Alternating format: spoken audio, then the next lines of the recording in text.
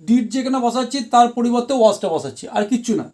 কারণ যখন আমরা কোয়েশ্চেন মার্ক করি ফরম্যাট বদলে যায়, ঠিক আছে। নর্মাল অ্যাসার্টিভ সেন্টেন্সের ফরম্যাট হচ্ছে এস ভি ও সাবজেক্ট ভার্ব অবজেক্ট, আর যখনই আমরা প্যাসিভ করি তখনই হয়ে যায় যখনই আমরা ইন্ট্রোগেটিভ করি, এটা ফুল স্টপ, তখনই হয় ভি এস ও, মানে আগে ভার্ব চলে আসবে, তারপর সাবজেক্ট, তারপর অবজেক্ট, ঠিক আছে। তাহলে এখানে আমি ওয়াজ নিয়ে চলে এলাম, তারপর দ্য ওয়ার্ক এখানে দেবো, দ্য ওয়ার্ক, তারপরে কমপ্লিটটা কমপ্লিটেড হয়ে যাবে, এটা V3 হিসেবে নামবে এখানে। তাহলে বুঝতে পারছো কি ব্যাপারটা হচ্ছে?